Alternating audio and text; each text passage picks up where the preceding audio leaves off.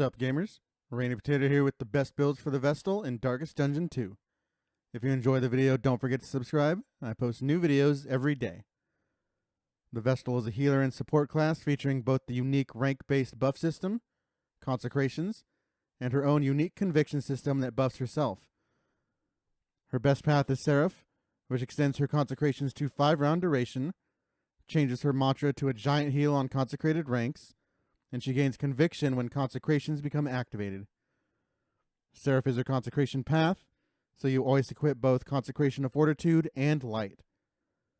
Judgment is your main combo payoff, giving you an any rank nuke. The last two skills can depend.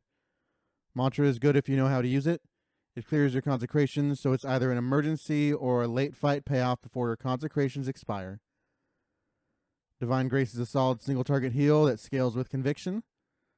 Ministrations can clear dots and stuns, so certain fights it's useful. Divine Comfort is okay, but I really only like it with Icon of Light to make the regen juicier. Illumination can be used against the Librarian and the Act 4 boss, but it's rare you can spare the upgrade. Everything else is irrelevant for this build. Seraph is a back row only buff bot, healer and DPS combo, who is a bit slow developing but ramps up in the longer and tougher fights.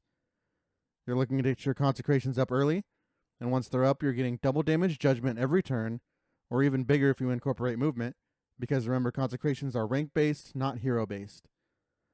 For team building, the number one best pairing for Seraph is a Virtuoso Jester with Encore. With this build, you can get an early Encore on Vestal with Jester's speed to get your consecration up early so it can be used turn 1. And with the extra turn, you can get both consecrations up on turn 1, meaning you're guaranteed double damage judgment starting on turn 2 until your consecrations run out. A secondary boost is with a rank 1 Consecration of Light, you can guarantee your Jester a strength or crit token with Finale, if that's the build you're running. Without this Jester assistance, Seraph does fall off quite a bit, though she's still solid if slow. For up front, you want a rank 1 DPS to play with your Consecration of Light, and usually a rank 2 tank for your Consecration of Fortitude. Hellion and Men-at-Arms are a common combo. For Mastery, getting Judgment up early is crucial to maximize your nukes. Consecration of Light is a situational upgrade. Some heroes, such as Finale Jester, can get crit generation, in this case from Snappy Swig, so ideally you keep Light unupgraded to guarantee the strength instead of double crit. If you're not playing these games, however, it's quite strong for an N2 upgrade. Fortitude upgrade is also absolutely insane, and I like slotting it in for N2. Divine Grace is near unusable without an upgrade, but it's hard for me to afford it until late game, especially since Mantra exists. And Mantra, of course, is a nice upgrade, but it's just not realistic to get it anywhere before the mountain unless you hard grind Mastery. For trinkets, Icon of Light, the Vestal Hero's trinket is a godsend, getting you stress heal and a boost to your party regen.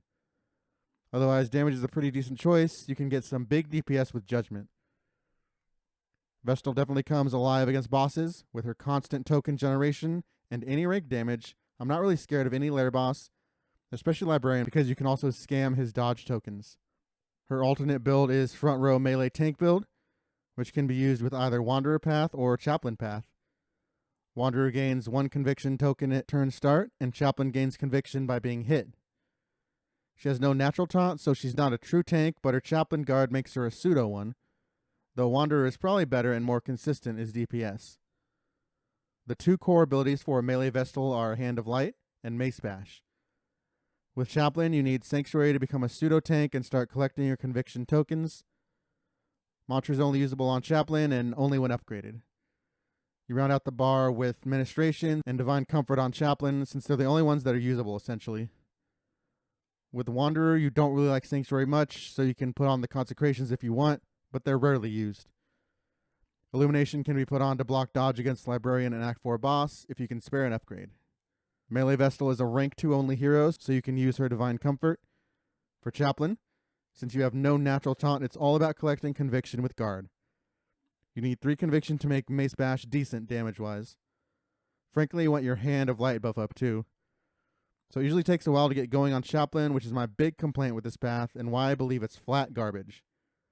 With Wanderer, you gain conviction slower in theory, but it's consistent and the Hand of Light is better, granting an adjacent hero strength.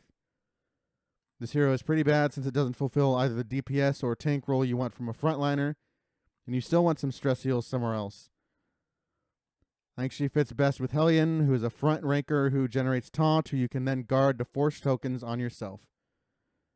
She also isn't a real healer in this role, so you need a back row healer as well, and a stress heal, making for extremely restrictive comps for no actual payoff. For Mastery, Chaplain really wants its Mantra upgrade, Sanctuary upgrade, and Mace Bash, though none are good enough for N1 and often not N2. Wanderer likes Hand of Light and Mace Bash up, the rest can wait.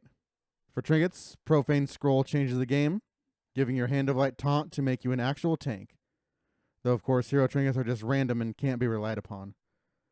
Other taunt and tank trinkets are what you want here, so head to the Tangle for those, and you might even want to force the Shroud to get Pristine Lure for taunt generation. This hero is pretty bad against every boss, being slow, weak, and having no range, but can be usable against Librarian if you get Illumination mastered. Pretty bad build overall, with too much setup for too little payoff. Finally, we have Confessor, who isn't really a build. You just play her like standard Vestal except with debuffs. She gets Conviction once a turn like Wanderer. There's just nobody asking for this. Even when it's good, it's too slow and reactive. Most Confessors I'll run frontline, at least against trash mobs. This way you have access to Hand of Light, which becomes an AoE weak with this path when upgraded, and Illumination, the best move on this path, which removes positive tokens from the enemy. If you run frontline, you round this out with Mace Bash, Divine Comfort, and either Administrations or a Consecration. The backline is in theory stronger, but the Conviction takes too long to set up on this path for the double debuff Judgment to ever actually proc.